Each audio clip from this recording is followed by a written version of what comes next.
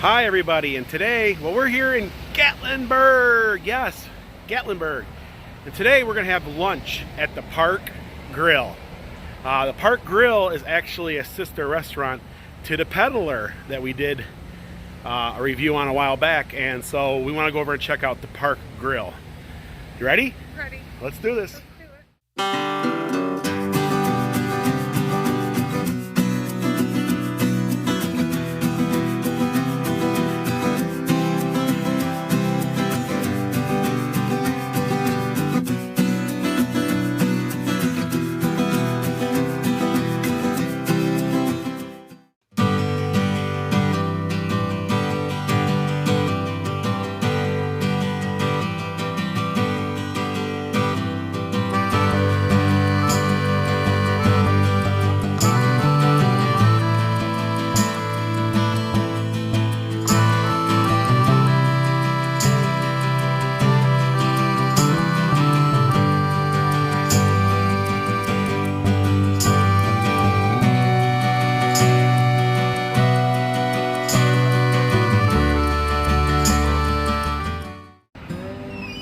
Dawn's greeted me at the door. Oh wow, they got a Great Smoky Mountains National Park sign. So they got some ranger getup. Oh wow, look at the seating area. Pretty cool. They also got a an antler chandelier and a pheasant. Okay, let's go check this out, Dawn. So they got a really cool scenery in here. Welcome to the grill. Dawn's up there getting our reservations. Looks like they have a salad bar over there.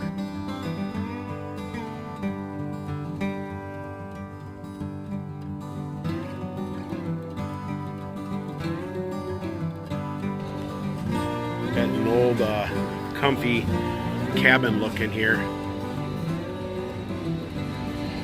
Absolutely loving the decor inside here.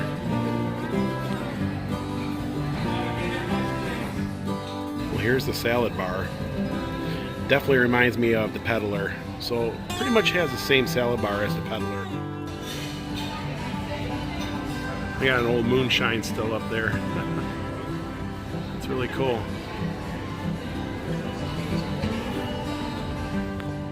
It looks like there's quite the backup of people waiting to be seated right now. Here's their bar. Oh wow, so we sit down and they have a postcard.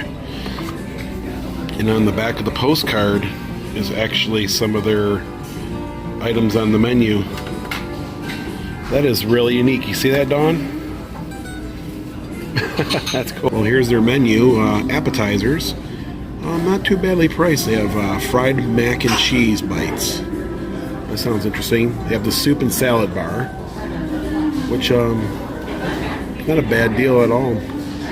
Local favorites: barbecue sampler, grilled chicken sandwich, pulled pork. They even have a ribeye, $22.99, 10 ounces. Pretty much on the back side they have their wine options, desserts, beverages are $3. So we actually opted for some Cokes today.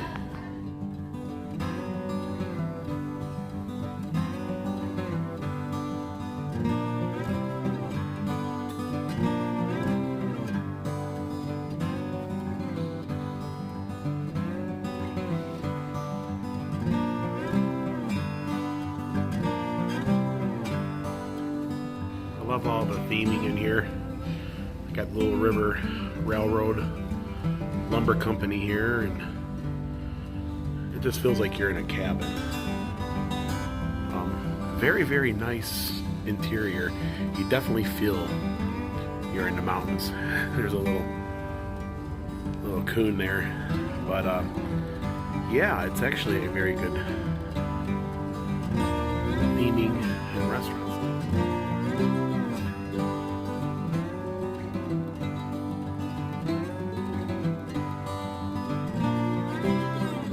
so far? I like it in here. It's really nice and slow. Yeah.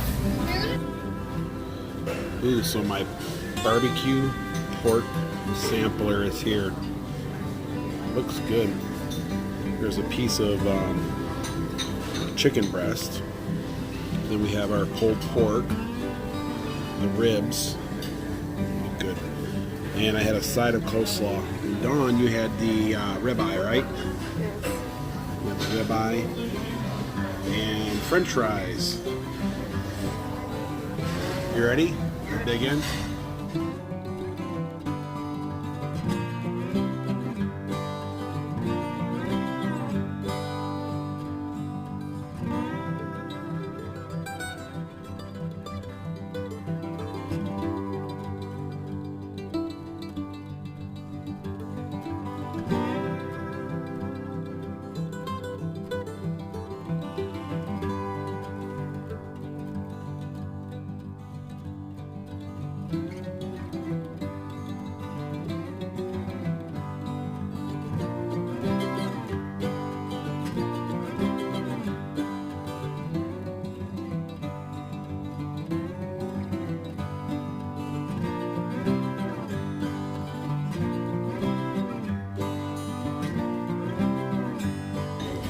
Okay, so I ordered the barbecue sampler, which was $19.99. I had a Diet Coke. Dawn had a Diet Coke, which was $6.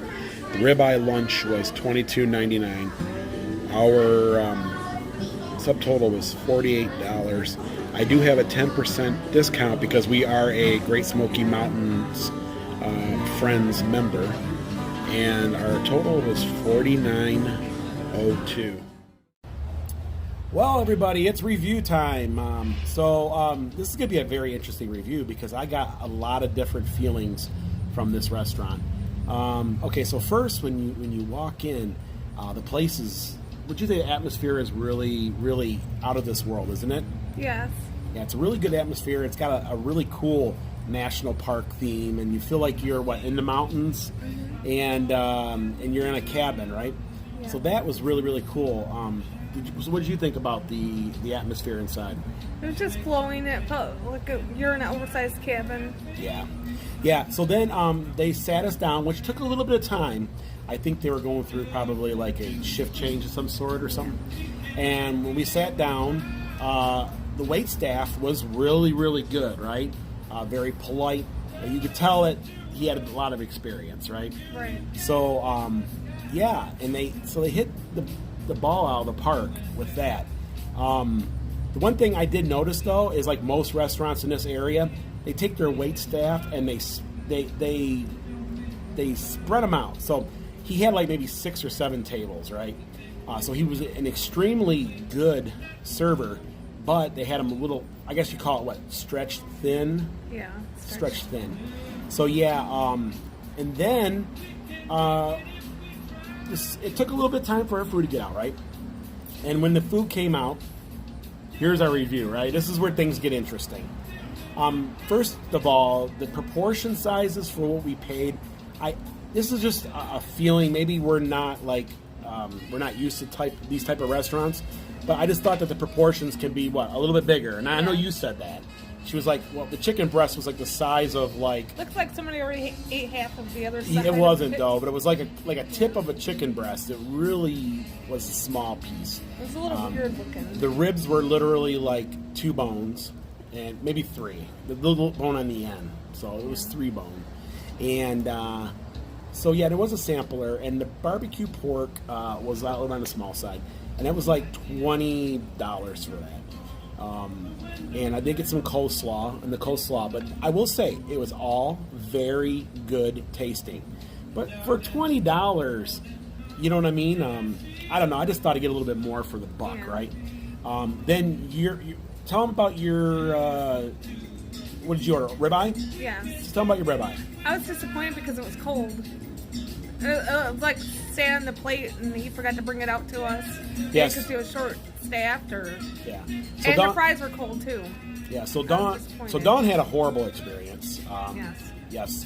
And so mine was actually different than that, though. It was actually warm and everything else, but Dawn's For some reason, she had a bad experience here. And I had a little bit of a ribeye, and it was lukewarm. So yes. It should have. If you're, like prime rib. Yeah, especially when it's like $24. And we waited an hour for our food. But here's the kicker. Here's the kicker about the whole thing. I kept getting this metal taste in my mouth. One thing I wanted to point out is these plates here are like they're like a metal plate, and the silverware is kind of like a cheap type of silverware. Yeah, that was the plates. They're made out of metal, and the silverware was like a cheap type of silverware. So one of them was giving off a metal taste in my mouth. So yeah, we ended up paying what, right around $50. Yeah, I guess we weren't real impressed, right? Would you do it again? No. No. It's not bad. The food I had wasn't bad. But probably this is not our type of place to come anyways, right? Yeah. So yeah, that's our review, whether you like it or not. Okay, so with all of that national park theming, I couldn't think of a better way, but just to head across the street and we can walk the Gatlinburg Trail, right? Right. Let's do this. Okay, so there is downtown Gatlinburg. We just come over from the Park Grill, and you walk. And right here, the Great Smoky Mountains National Park. We're here on the Gatlinburg Trail. Now the Gatlinburg Trail is 2 miles. You can take this trail 2 miles. And this trail here will take you out to the Sugarlands Visitor Center. Also, this trail is Honey Bear's favorite. And it's kind of weird that we're on the trail today without the Honey Bear. Because this, of course, Honey Bear's favorite trail. And Honey Bear is not well enough yet to go on, to do all this. So, yeah, she's going to get mad at us for this. But this is one of those trails that you can actually take your dog on. There's only 2 trails in the national park. This one here, the Gatlinburg Trail, and then the Okana-Lufty, which is over on the Cherokee side. Those are the only 2 trails in the national park you can have dogs on. Now, there's an exception to the dog rule, I guess you'd say, not for trails, but you're allowed to have dogs. Technically, if you go to Cades Cove, you can bring Fido with you. They can't go on any trails, but they can stay on roadside with you. So, which means they can't leave more than a few feet off the side of the road. Just like Newfound Gap, you can have your dog with you. What have you? You can even have your dog on the Roaring Fork Motor Nature Trail. But anyways, the dog's got to stay like right on the roadside. So yeah, we get a lot of questions about dogs. And yeah, it's beautiful. Beautiful. If you want to get out of that hustle and bustle in Gatlinburg, it's a hot day. The crowds are just too much. It's usually pretty quiet right here.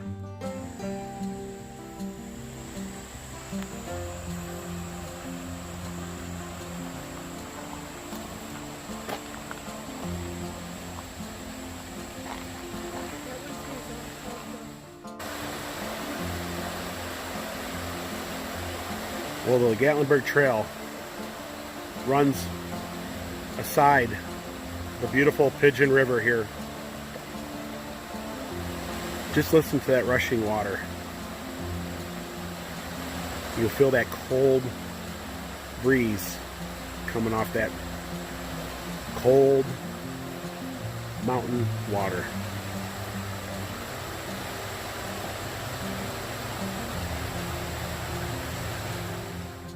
You can see it, there's evidence of the wildfires all through this trail here. Hello. Bear. Oh, that's a good name for you. You can see old ruins of homes and everything along this this trail here. There's a lot of historic old chimneys and homesteads that were in this area before the park took over in the early 1930s. We're going to take this little side path here to one of the most iconic things here in the national park. You would think, oh, a waterfall? No, check this out, guys.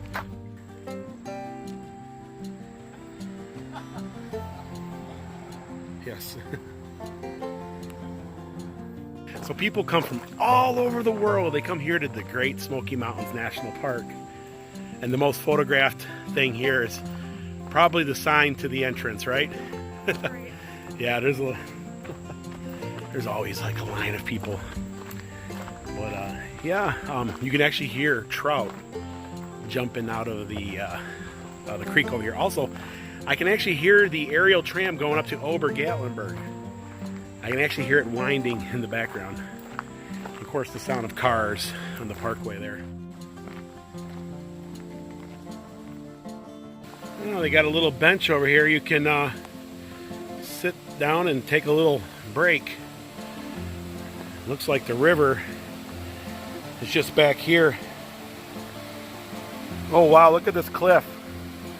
Literally right on the edge. That's probably a 30 foot drop there, but look at that. Amazing. Here's a weird shaped tree here. And the trail comes right next to the road here.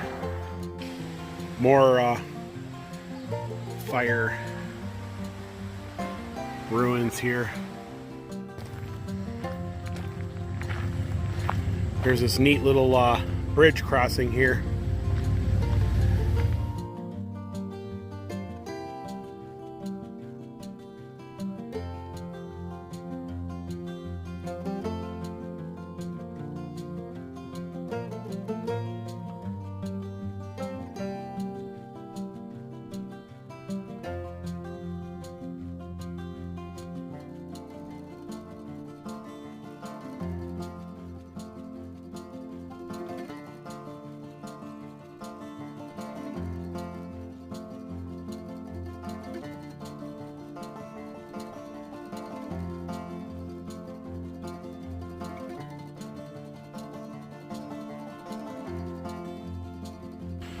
Well, here's an old homestead, or at least the ruins of the old homestead. So there's Dawn there. You can see the old fireplace here. But yeah, just some old ruins.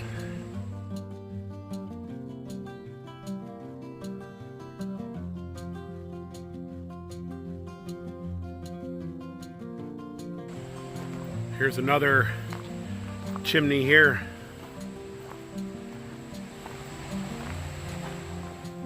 Yeah, so there's some ruins to some old houses here, and beautiful wildflowers covering this side of the hill here. Beautiful. You can smell the fragrance, guys. This here, I believe it to be an old porch. I think I remember this from the last time we hiked up this way. Really interesting. It's like round all the way up to the top step here, and then here would have been the foundation. Looks like there might be a base to a chimney over there, and you can see part of the foundation there. So yeah, used to be a house here. Very interesting. I guess you would call it flower here. Beautiful though. Absolutely beautiful. Look at that.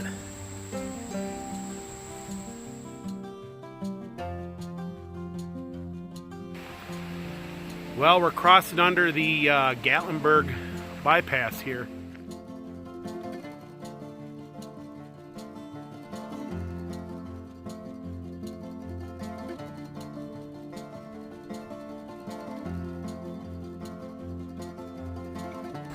Yeah, so this is a really nice hike. It's pretty much level all the way. Anybody could do this trail. I call this an anybody trail. Kids, grandma, anybody. Also, sometimes there's a lot of bear activity here on this trail too. So it's a good place to possibly see your furry friends. So even though you're not too far out of Gatlinburg, you still got to be on lookout for bears.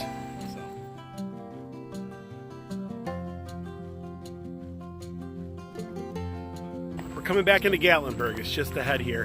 What'd you think about that hike? It was nice. It was nice. Definitely a great place to come to get away from Gatlinburg or work off a meal and what have you. So guys, this is going to do it for today's vlog. And if you like this vlog, give it a thumbs up, yeah. And please subscribe so you don't miss any upcoming, well, Smoky Mountain Adventures. And we're going to have plenty Smoky Mountain Adventures just around the corner. And until next time, Thanks for watching. thanks for watching.